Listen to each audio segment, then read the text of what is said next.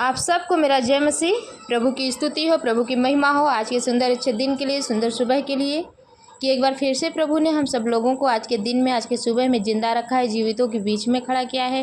तो आइए हम सब लोग मिल करके प्रभु की महिमा करेंगे, उनकी स्तुति करेंगे। और आज के सुबह में एक वचन भी हम लोग देखेंगे जो भजन संहिता पहला भाग 1 से लेकर के 6 पद में लिखा हुआ है। इसमें लिखा है, धर्मी और दुष्ट मनुष्य।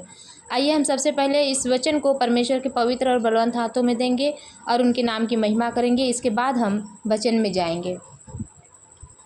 Hallelujah, hallelujah, hallelujah, hallelujah, hallelujah. धन्यवाद, धन्यवाद, धन्यवाद, धन्यवाद करते हैं पिता परमेश्वर आज के दिन के लिए, आज के सुबह के लिए। एक बार फिर से पिता परमेश्वर आपकी महिमा करते हैं, आपकी बड़ाई करते हैं, आपकी स्तुति करते हैं, क्योंकि आप बड़ाई के योग्य हैं, स्तुति के योग्य हैं, महिमा के योग्य हैं, जय जयकार के योग्य हैं। हमारे जीवन से, हमारे प्राण से, हमारे शरीर से आपकी बड़ाई हो, आपकी स्तुति हो, आपकी महिमा हो। पिता परमेश्वर, हम धन्यवाद करते हैं कि एक बार फिर से आपने हम सभी भाई बहनों को आज के दिन में जिंदा रखा, सही सलामती के साथ रखा, सुरक्षित रखा, भला चंगा रखा। प्रभु जी, हम धन्यवाद करते हैं। सच में आप महान हैं, अनुग्रहकारी हैं, दयालु है, सामर्थी है। पिता, विलंब से क्रोध करने वाले परमेश्वर है। प्रभु, हम धन्यवाद करते हैं। पिता, आज के सुबह में हम सब भाई बहन अपने खाली हृदय को लेकर के आप सन्मुख आते हैं। तमाम आशीषों को पिता परमेश्वर, तमाम बातों को, तमाम वचनों से पिता यहाँ से परिपूर्ण होकर पिता परमेश्वर हम उठना चाहते हैं। प्रभु, हर एक बातों में हम आपकी बड़ाई करते हैं, स्तुति करते हैं, महिमा करते हैं। प्रभु, आज के दिन में हम जो भी वचन पढ़ने जाते हैं पिता, इस वचन को पिता हम सुनने वाले नहीं, पढ़ने वाले नहीं, बल्कि इस पर चलने वाले बने। पिता परमेश्वर, हम धन्यवाद करते हैं। भजन संहिता पहला भाग पिता परमेश्वर 1 से लेकर के 6 पद तक आज हम लोग पढ़ेंगे और इसके विषय में हम लोग जानेंगे, समझेंगे। पिता, हम चाहते हैं कि ये वचन को पिता आप अपने अनुग्रह में, अपनी दया में, अपनी स्तुति में, अपनी महिमा में बढ़ने के लिए सामर्थ्य और दया हम सभी भाई बहनों के साथ बनाए रखिए। प्रभु जी, हम धन्यवाद करते हैं कि ये वचन प्रभु हम सभी भाई बहनों के जीवन में आशीष का कारण बनने पाए। प्रभु जी, हर एक बातों में आपकी बड़ाई करते हैं। प्रार्थना उद्धार करता इस नासरी आपके मीठे मधुर पवित्र नाम में होकर मांगते हैं, सुने और ग्रहण करें। आमीन। हालेलुया। आइए हम सब लोग इस वचन को पढ़ेंगे और इस वचन को गहराई तक समझेंगे। इसमें लिखा है, क्या ही धन्य है वह पुरुष जो दुष्टों की युक्ति पर नहीं चलता और न पापियों के मार्ग में खड़ा होता और न ठट्ठा करने वालों की मंडली में बैठता है, परंतु वह तो यहोवा की व्यवस्था से प्रसन्न रहता और उसकी व्यवस्था पर रात दिन ध्यान करता रहता है। वह उस वृक्ष के समान है जो बहती नालियों के किनारे लगाया गया है और अपनी ऋतु में फलता है और जिसके पत्ते कभी मुरझाते नहीं। इसलिए जो कुछ वह पुरुष करे वह सफल होता है। आमीन। हालेलुया। देखिए, परमेश्वर का वचन कितना साफ शब्दों में लिखा है कि क्या ही धन्य है वह पुरुष जो दुष्टों की युक्ति पर नहीं चलता और न पापियों के मार्ग में खड़ा होता और न ठट्ठा करने वालों की मंडली में बैठता है, परंतु वह तो यहोवा की व्यवस्था से प्रसन्न रहता है। आज हमें अपने जीवन में झांकना है, आज हमें अपने हृदय में जांचना है कि क्या हम ऐसा करते हैं या नहीं। जब हम परमेश्वर के वचन के अनुसार चलते हैं, उनके व्यवस्था के अनुसार चलते हैं, तो परमेश्वर का वचन कहता है कि हम धन्य हैं। आज हम स्वर्ग के राज्य के वारिस बनेंगे, परमेश्वर के संतान ठहरेंगे। कब? जब हम परमेश्वर के वचन के अनुसार चलेंगे, जब हम दुष्टों की युक्ति पर नहीं चलेंगे, जब हम पापियों के मार्ग में नहीं खड़े होंगे, ठट्ठा करने वालों की मंडली में नहीं बैठेंगे, परंतु हम परमेश्वर की व्यवस्था से प्रसन्न रहेंगे और उनकी व्यवस्था पर रात दिन ध्यान करेंगे। तो परमेश्वर का वचन कहता है कि हम अपने अपने ऋतु में फलते रहेंगे, फलवंत होते रहेंगे, हरा भरा रहेंगे। देखिए, इसमें लिखा है कि वह उस वृक्ष के समान है जो बहती नालियों के किनारे लगाया गया है। जो एक वृक्ष होता है, एक सूखी भूमि पर लगाया जाता है और एक बहती नालियों के किनारे लगाया गया होता है। तो जो बहती नालियों के किनारे लगाया गया होता है उसे बराबर पानी और मिट्टी मिलता रहता है, तो वो क्या होता है, हमेशा हरा भरा और फलवंत होता रहता है। और जो वृक्ष जहाँ पानी नहीं मिलता है, वो वृक्ष क्या करता है, वो सूख जाता है। आज परमेश्वर का वचन कहता है कि सच्ची दाखलता मैं हूँ और तुम मेरे डालियाँ हो। जब तक तुम मुझ में बने रहोगे, तुम हमेशा हरे भरे और फलवंत होते रहोगे।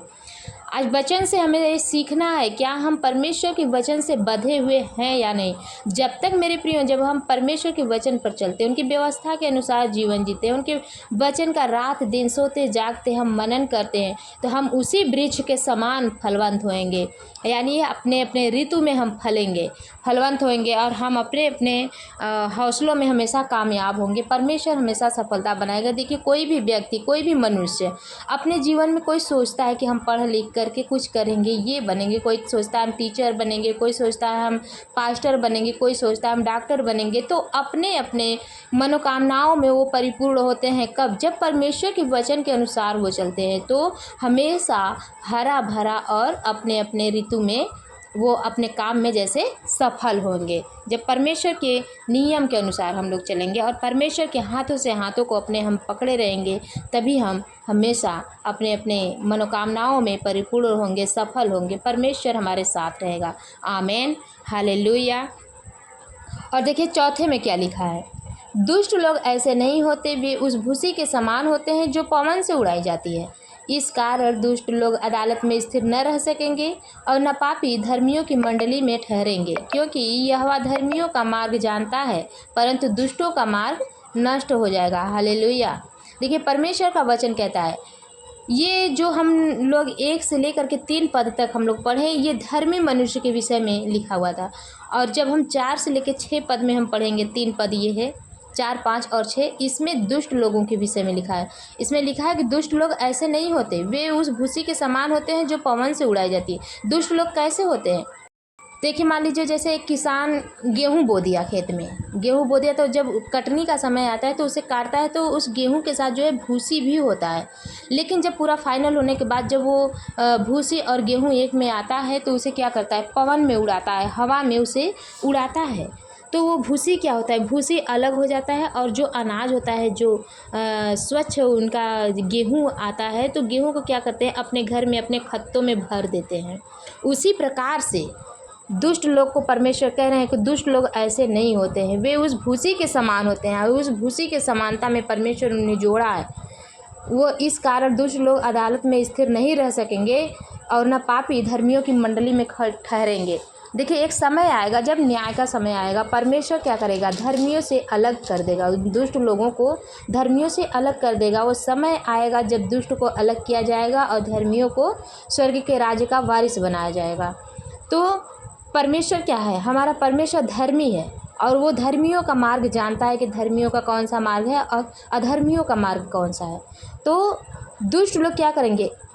नरक में चले जाएंगे। परमेश्वर सीधा उन्हें नरक में डाल देगा। परमेश्वर का वचन कहता है कि नरक में क्या होता है? वहाँ सिर्फ रोना, दांत पीसना, कराहना, ये सब सारी चीज़ें वहाँ पे होगी। कोई वहाँ पे सुनने वाला नहीं होगा, वहाँ पे कोई सुनवाई नहीं होगा। इसीलिए परमेश्वर का जो वचन है, वचन पहले से परमेश्वर हम लोगों को बीच में दिया है। जो चलने वाले हैं वचन पे वो चलते हैं, और जो नहीं चलने वाले हैं वो दुष्ट की मंडली में ठहरते हैं और वो दुष्ट कहलाते हैं, जो कि हमेशा हमेशा के लिए नरक में डाले जाते हैं।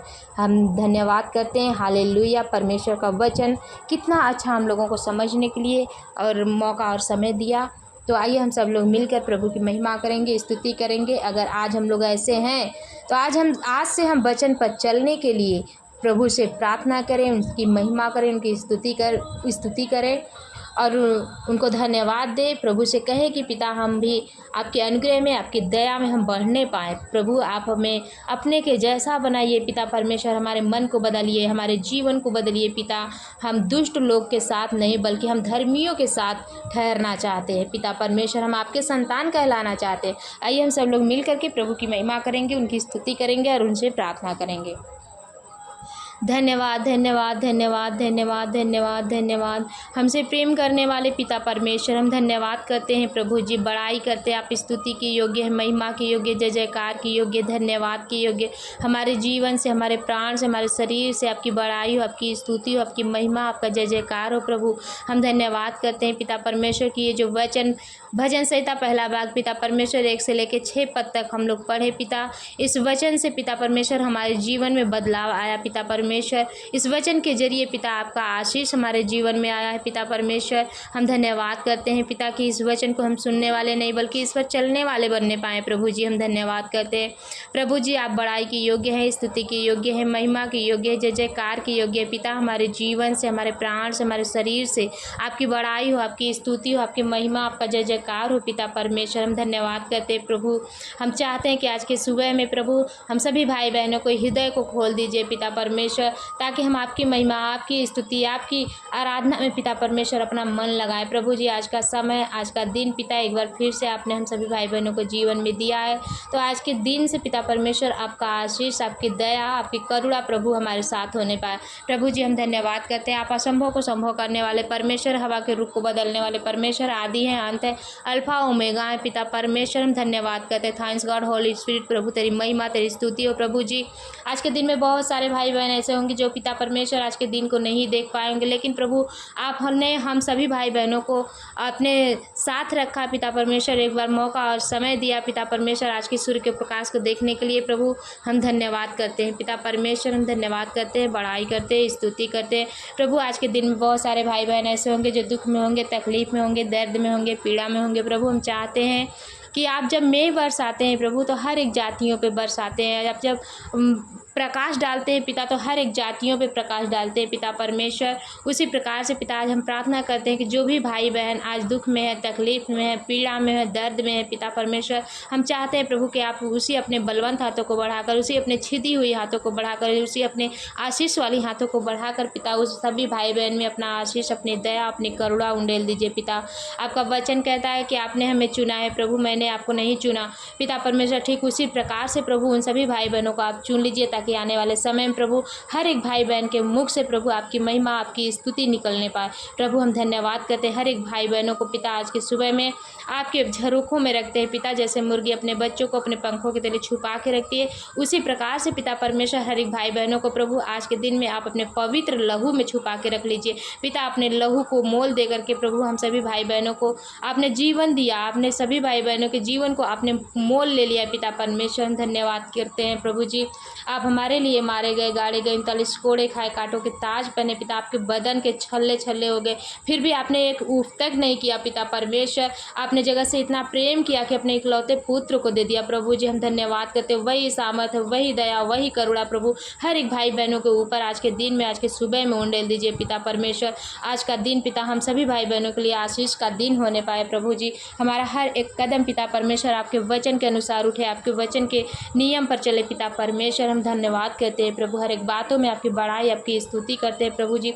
आज के सुबह की प्रार्थना प्रभु जो भी भाई बहन सुने पिता, हर एक भाई बहनों के जीवन में आपकी आशीष, आपकी दया उंडेलने पाए पिता परमेश्वर। हम धन्यवाद करते हैं हर एक भाई बहन का जीवन पिता आशीषित होने पाए पिता इस वचन के जरिए प्रभु जी। हम धन्यवाद करते हैं, हर एक बातों में आपकी बड़ाई करते हैं, स्तुति करते हैं, महिमा करते हैं, जय जयकार करते हैं पिता परमेश्वर। एक बार फिर से हर एक भाई बहनों को आपके पवित्र हाथों में देते हुए प्रार्थना उद्धार करता है सुना आपके मीठे मधुर पवित्र नाम में होकर मांगते हैं, सुने और ग्रहण करें, आमीन।